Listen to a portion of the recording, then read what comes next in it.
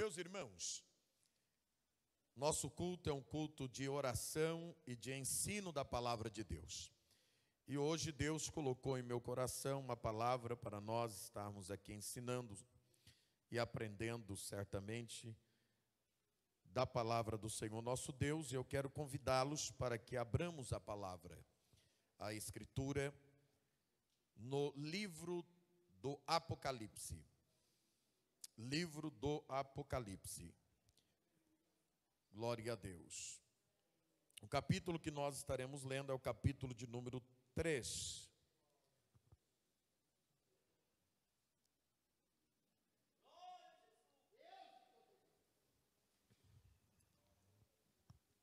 Aleluia.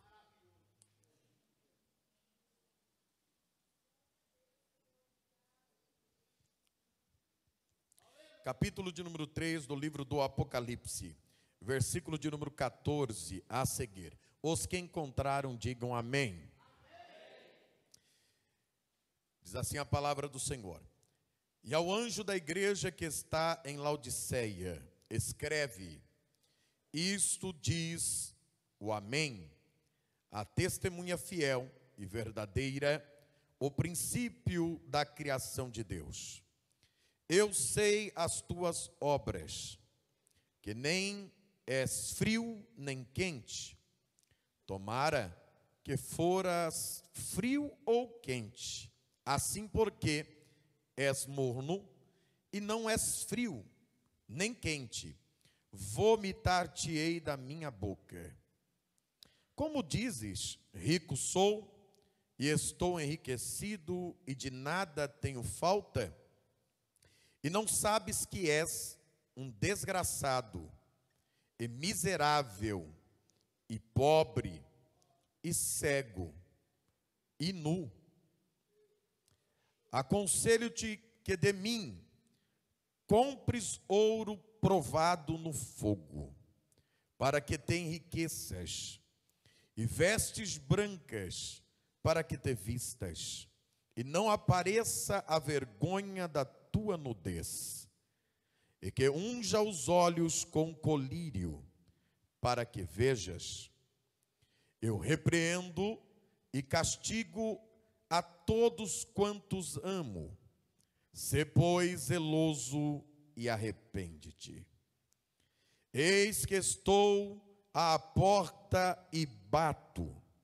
Se alguém ouvir a minha voz e abrir a porta, entrarei em sua casa e com ele cearei, e ele comigo. Ao que vencer, lhe concederei que se assente comigo no meu trono, assim como eu venci e me assentei com meu Pai no seu trono.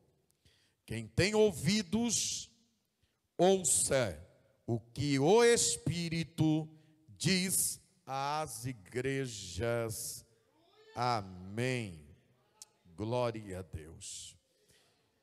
Meus amados irmãos, hoje quando eu estava meditando e buscando uma palavra para, junto com os irmãos aqui, nós aprendermos sobre o que o Senhor Deus, Ele quer de cada um de nós, veio ao meu coração esta parte da Escritura Sagrada, do último livro da Bíblia Sagrada, o livro do Apocalipse, o livro das revelações de João.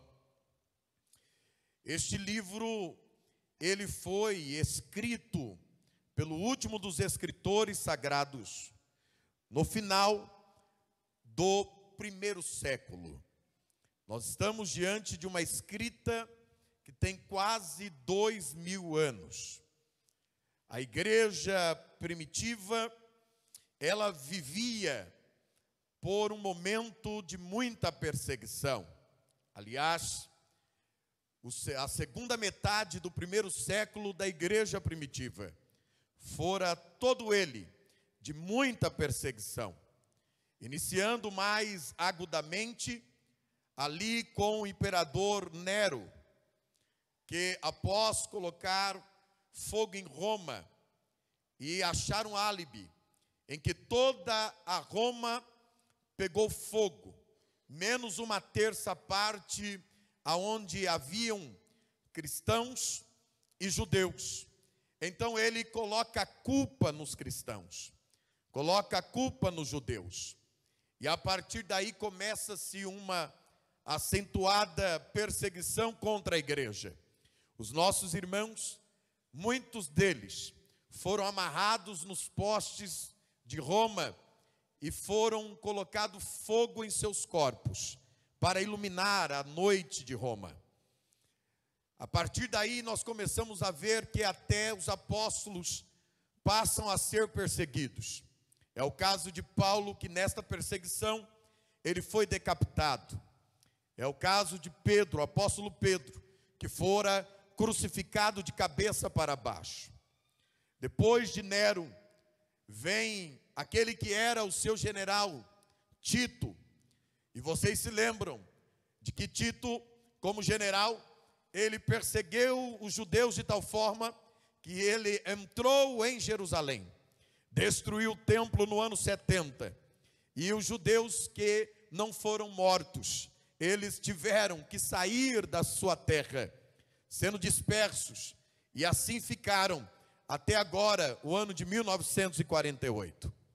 Depois de Tito, entrou também o imperador Domiciano.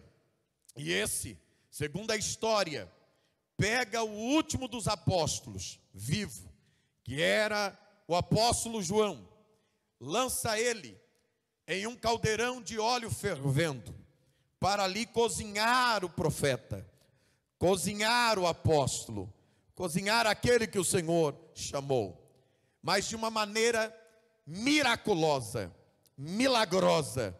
Jogaram João, mas tiveram que tirá-lo, porque aquele óleo fervendo daquele tacho não teve efeito algum sobre João. Glória a Deus. É então que ele é exilado por Domiciano. O ano aqui é o ano 90, cerca do ano 90. E ele é exilado na ilha de Pátimos. O próprio João, ele vai falar isto, que ele está exilado por causa do testemunho que ele dava de Jesus Cristo, porque ele pregava a palavra, e que os irmãos estavam vivendo uma grande perseguição. Ele, enquanto estava na ilha de Pátimos, ele recebe estas revelações, e não há tempo para eu falar aqui de todas as revelações que o apóstolo João, ele recebeu estando ali na ilha de Pátimos. Mas ele recebe também algumas cartas, algumas mensagens que deveriam chegar às 7 igrejas que estavam na Ásia Menor. E quando você começa a ler o livro do Apocalipse, você vê que havia uma carta para cada uma dessas igrejas. A igreja de Éfeso, a igreja de Esmirna, a igreja de Pérgamo, a igreja de Tiatira, a igreja de Sardes, a igreja de Filadélfia e a igreja de Laodiceia. Para cada uma dessas igrejas havia uma mensagem, havia ali recomendações, advertências, exortações para algumas delas. E nós então chegamos à 7ª carta que fora escrita, a carta à igreja de Laodiceia.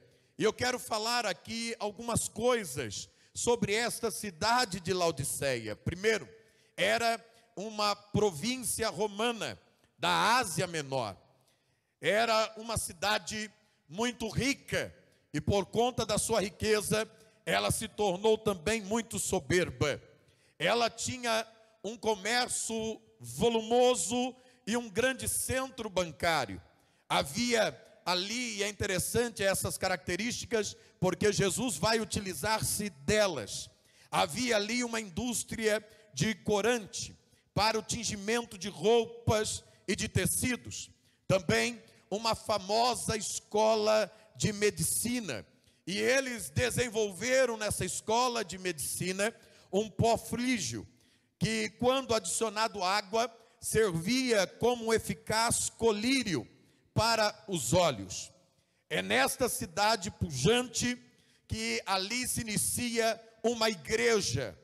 Os historiadores e estudiosos da Bíblia Sagrada não sabem com certeza dizer de que maneira esta igreja ali surgiu, mas escute-me por favor e aprendamos da palavra de Deus, há pelo menos duas possibilidades para que esta igreja ali tenha sido formada. A primeira delas é que esta igreja foi resultado do trabalho missionário do apóstolo Paulo, porque quando você lê Atos capítulo de número 19 e o versículo de número 10, você vai ver o apóstolo Paulo ali em uma escola de um certo tirano, discutindo, falando a escritura, pregando a palavra.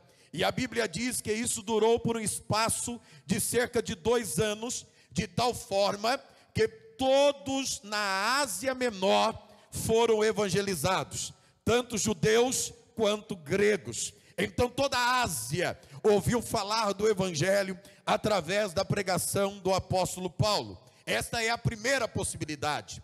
Há também uma segunda possibilidade. Quando você lê a carta de Paulo aos Colossenses, capítulo de número 4 e versículo de número 12 e 13, você vê ali que havia um pastor por nome Epáfras, e que ele então também deveria ir para esta cidade para mencionar ali a carta que também deveria ser lida entre os colossenses, de maneira que a possibilidade é que este Epáfras, este pastor, pudesse ser o fundador da igreja de Laodiceia.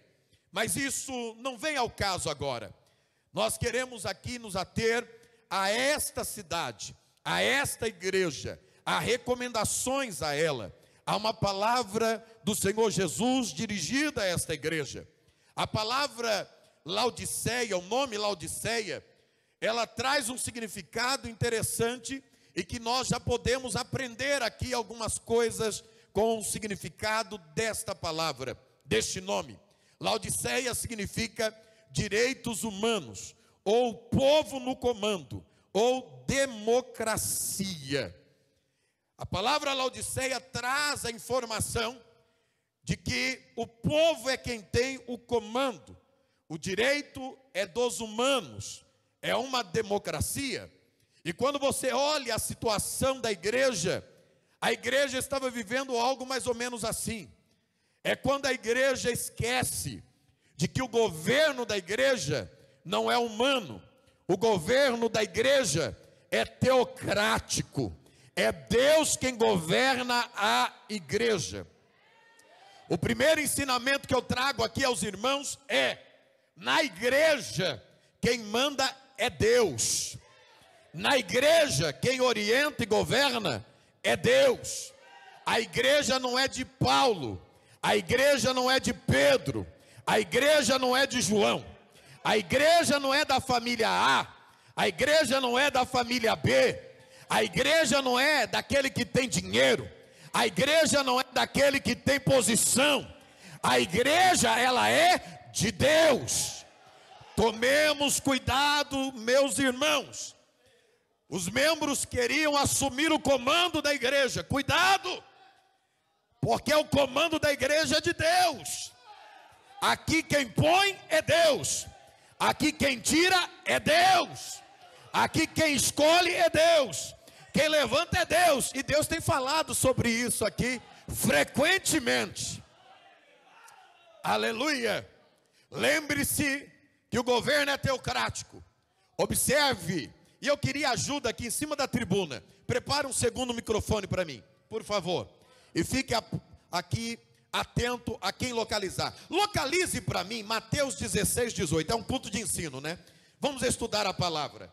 Algum dos meus companheiros, localize aí Mateus, Evangelho de Jesus segundo Mateus 16, 18. Achou? Leva o microfone para eles. Eu quero que você leia aí. Folheie a palavra, querido. Já achou? Quem achou? Pastor Tony. Pastor Wellington, vai lá. Pois também eu te digo que tu és Pedro, e sob essa pedra edificarei a minha igreja. Para aí, reforce, leia de novo. Pois também eu te digo que tu és Pedro, e sobre esta pedra edificarei a minha igreja. Tá bom até aí. Pois eu te digo que tu és Pedro, e sob esta revelação, que é a revelação sobre Jesus, e não o Pedro, eu edificarei, diga forte,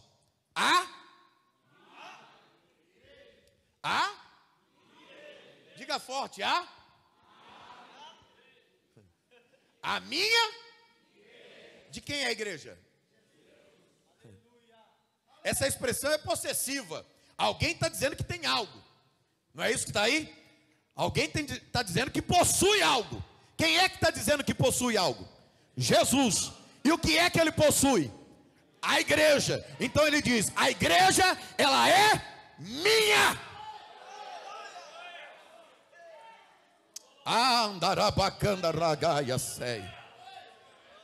A igreja é de Jesus. Por isso ele diz, é minha igreja que eu vou edificar, e as portas do inferno não prevalecerão contra ela. Sabe por quê, meu amado irmão? A igreja avança e não retroage, porque ela não é minha, ela é de Jesus. Você sabe por que o inimigo se levanta, mas não vence a igreja? É porque a igreja não é tua, a igreja é de Jesus. Oh, glória a Deus, aleluia. Bendito é o nome do Senhor. A igreja é dele, é ele quem manda. Mas Laodiceia, que significa direitos humanos, direito do povo, democracia, vez por outra a igreja, ela quer ter o seu direito. Você sabia que tem lugar por aí? Tem lugar por aí que é a igreja que governa o altar? Porque o povo hoje quer ouvir o hino que quer, ouvir a palavra que deseja. O pregador, tem até alguém que questiona. Nós pastores colocamos alguém para pregar, e alguém lá na nave da igreja diz assim, mas por que o pastor está colocando aquele para pregar? Por que o pastor deu oportunidade para aquele cantar? Por que não me escolheu? Você está confundindo as coisas. Você não está entendendo como é que a coisa funciona, mas eu vou lhe explicar. E se for preciso, vou desenhar. Aqui acontece, irmão, é de cima para baixo, não é de baixo para cima. Já viu a chuva, ela descer de baixo para cima? Só se evaporar, irmãos, e ir para as nuvens. Mas depois ela desce, é da lá de cima que vem. Louvado seja o nome do Senhor. Glória a Deus. Quem está entendendo até aqui? Não há tempo aqui de eu estudar muito todos os detalhes desta carta aos irmãos de Laodiceia. Mas é importante que nós aqui falemos algumas situações. Primeira delas, o que é que o Senhor Jesus averigua nesta igreja? Dentre várias coisas que o Senhor vai averiguar aqui, uma delas é o conhecimento das obras. Então o Senhor diz, eu sei as tuas obras. E aqui eu parei para pensar, porque não é só aqui que ele diz isso. Em outras igrejas ele também diz, eu sei as tuas obras. E isso me preocupou. Porque se tem algo, irmão, que o Senhor vê na igreja, são as nossas obras. E quando eu falo de igreja, eu não estou falando da estrutura. Talvez você esteja olhando aqui e pense que essa estrutura é a igreja. Não, essa estrutura é o templo.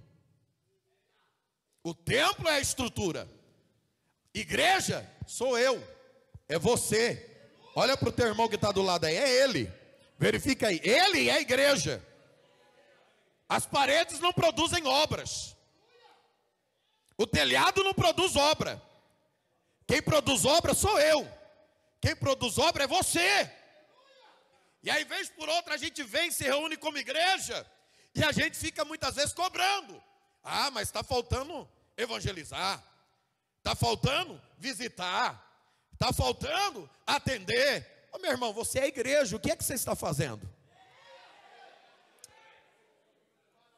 O que é que estamos fazendo? Qual é o nosso papel? O nosso papel é evangelizar. O nosso papel é pregar a palavra do Senhor, é visitar.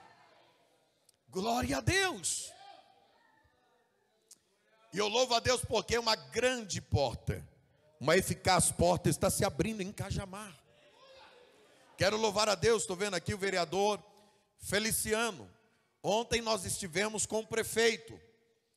Talvez alguém, irmãos, ao avaliar, passe a criticar o trabalho. Eu vi na internet alguém dizendo, aliás, mandaram, acho que foi até num vídeo que eu postei, falou assim, nossa, que multidão, será que eles vão todos para o culto de ensino?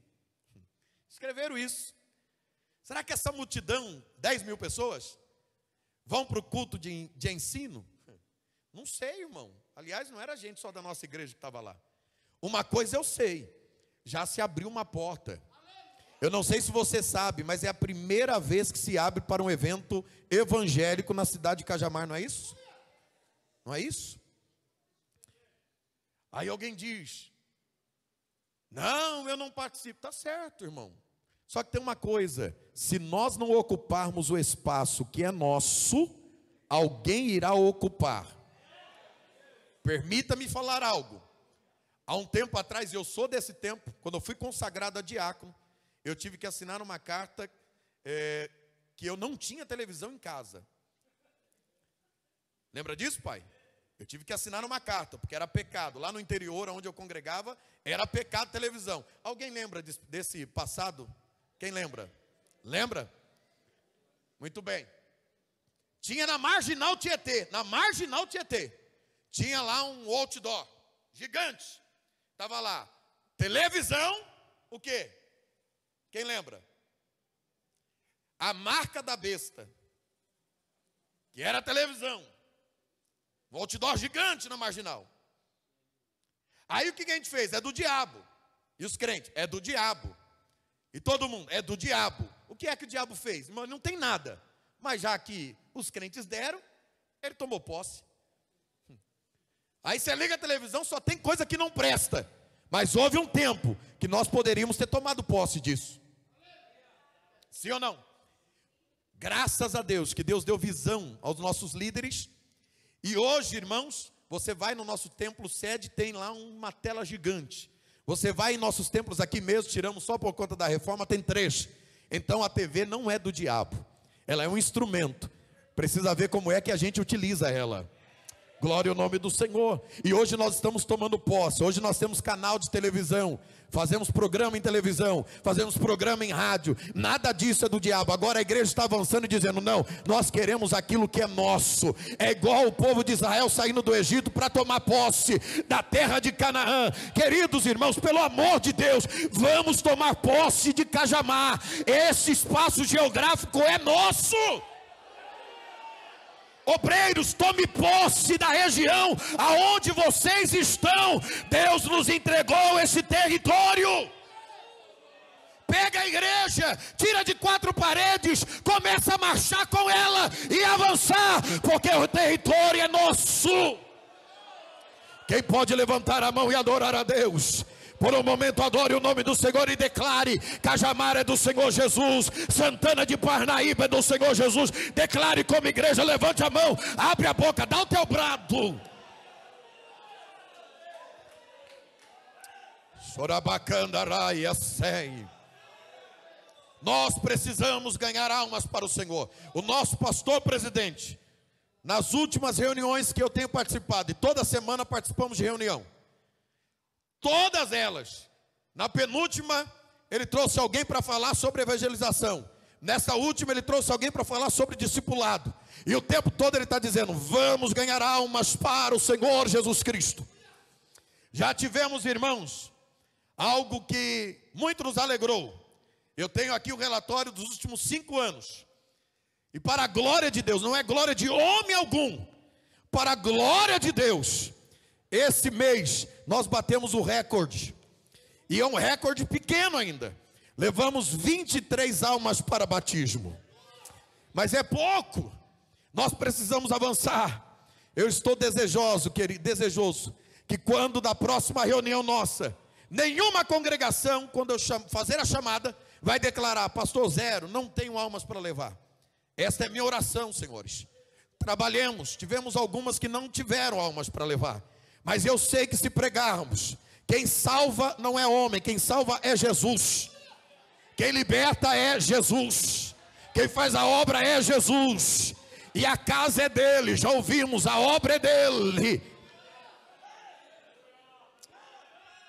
Quantos desejam ver almas se entregando ao Senhor Jesus?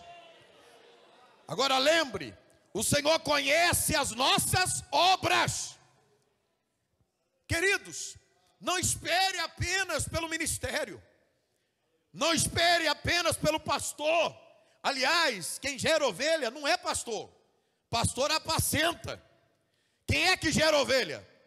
No mundo animal, quem é que gera ovelha? É ovelha. O que nós precisamos ensinar e pregar? Que cada vida, cada alma que já aceitou o Senhor Jesus Cristo e recebeu Jesus como seu único e suficiente Salvador, compartilhe desta mensagem. Quantos aqui tiveram a vida transformada por Jesus? Quantos tiveram? É muito egoísmo você ficar com isso só para você. Você não compartilhar Jesus. Ele te salvou, mas ele disse: ide, pregai o meu evangelho a toda criatura. Quem crê e for batizado será salvo, e quem não crê será condenado. Eu conheço as suas obras. Já pensou Deus olhando para cada um de nós individualmente e apontando, dizendo: eu conheço a tua obra, eu conheço a tua obra, eu conheço a tua obra, eu conheço a tua obra, individualmente. Eu conheço as tuas obras, eu conheço, estou vendo as tuas obras, eu estou olhando para as tuas obras. Já pensou? Como é que estamos diante de Deus? Glória a Deus. Acabou o tempo. Laodiceia tinha algo que era singular, pertencia apenas a ele, ou a eles, nesse episódio das cartas. Qual? Eles viviam uma mornidão. E como é que era e o porquê era? Se você observar a geografia da Ásia Menor, você vai ver que Laodiceia, ela ficava entre duas cidades, a cidade de Hierápolis e a cidade de Colossos. Eram muito próximas essas cidades. E o que tinha de especial nessas cidades? Primeiro, a cidade de Hierápolis, ela era uma estância termal. Era ali que nascia fontes de água quente. Aqui no interior nós temos essas fontes de água quente. E lá a água chegava a 50 graus. Quente, era até usado de maneira medicinal. Isso em Hierápolis. Já em Colossos, as fontes, elas eram frias, refrescantes. Sabe aquela fonte que você acha lá no interior, você põe a mão assim, parece que saiu água da geladeira? Era como eram as fontes de Colosso. E qual eram as fontes da cidade de Laodiceia? Não era, porque não haviam fontes. Então como é que a água chegava lá, nessa importante cidade? Ou ela vinha de Hierápolis, ou ela vinha de Colosso. E qual é o problema? Eram tubulações, até hoje, se você entrar na internet, vai ver tubulações em pedras, que traziam essas canos de pedras mesmo, que traziam essas águas. Só que se ela saísse quente, lá de Hierápolis, ela chegava em Laodiceia morna. E se ela saísse fria de Colossos, também chegava na cidade morna. E aí quando o Senhor olha para essa característica e olha para a igreja estava vivendo uma situação similar. Ela nem era quente e nem ela era fria. O próprio Senhor diz: olha, antes fosse ou quente ou fria, mas és morna, e por conta disso eu vomitar-te-ei da minha boca. E o que isso significa? Significa mornidão. E mornidão fala de duplicidade religiosa. A duplicidade tem um pouco de frio, tem um pouco de quente, mas nem é totalmente quente e nem é totalmente frio. É parte frio e é parte quente. Ou seja, duplicidade. E quando você lê o Salmo 119, 113, diz a palavra: eu aborreço a duplicidade. Deus não aceita, querido, a duplicidade. Me ajudem, por favor. Quem me ouve 5 minutos só, para eu entregar o que está fervendo no meu coração. Quem me ouve? Ajude aqui atrás. Leia para mim Tiago 1,8. Veja essa questão da cidade, um comportamento dúbio dessa cidade. Olha o que reflete. Quem lê? Quem achou?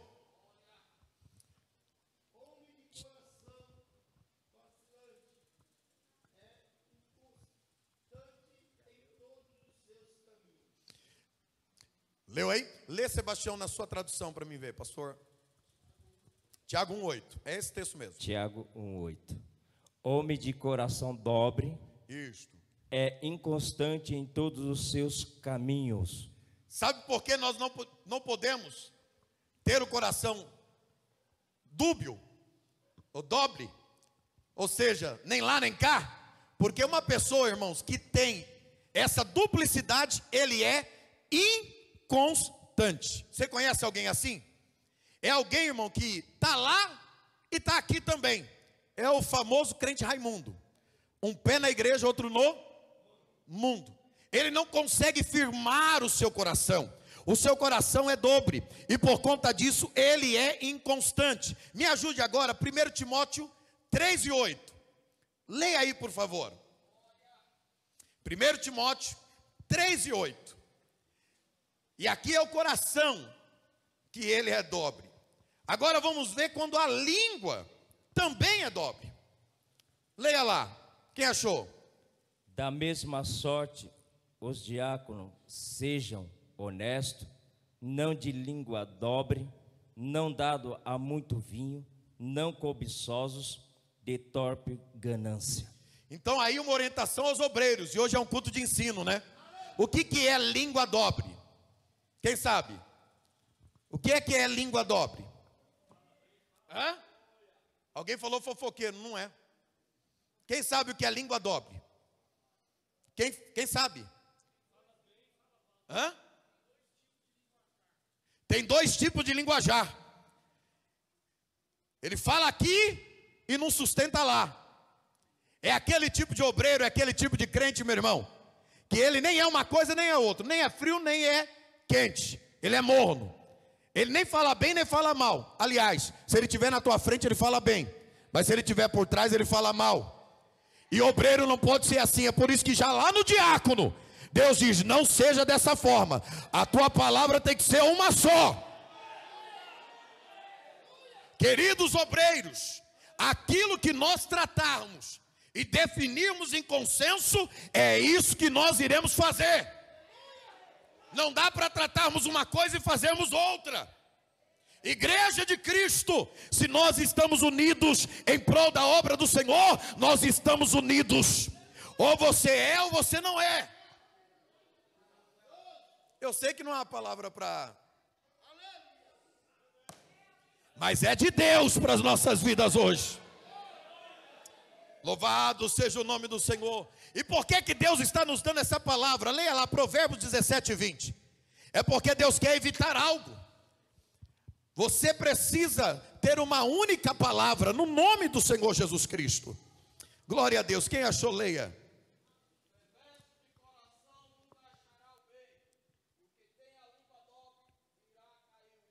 E o que tem a língua dobre virá cair o mal. Continua falando mal do teu irmão. Continua falando mal da tua igreja.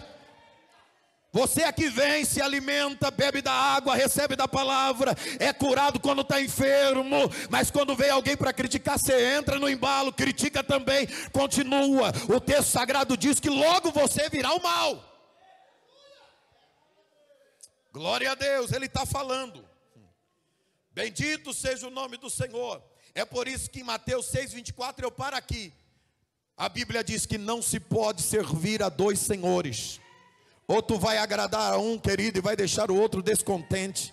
Não tem jeito, você precisa ter uma mesma fala. É por isso que a palavra do crente, Mateus 5:37 a palavra do crente é sim, sim, sim, sim, e o que passar disso? Quem pode glorificar a Deus por essa palavra? Eu vou parar aqui, mas eu preciso deixar esse ensinamento. Laodiceia estava a ponto de ser vomitada da boca do Senhor. Por quê? Porque ela estava vivendo de uma maneira dupla. Ela era uma coisa, nem era uma coisa, nem era outra. E aí o Senhor até diz: olha, antes fosse qualquer uma das duas. O certo é ser quente. Mas antes fosse ou frio ou quente. Porque o morno é aquele que fica em cima do muro. Quando o profeta Elias encontrou o povo de Israel nessa situação, ele diz: até quando cocheareis entre dois pensamentos? Se Baal é Deus, vá com Baal, meu irmão. Agora se Jeová é Deus, fique com Jeová. Decida-se. Quem pode decidir por Jeová aqui nessa noite?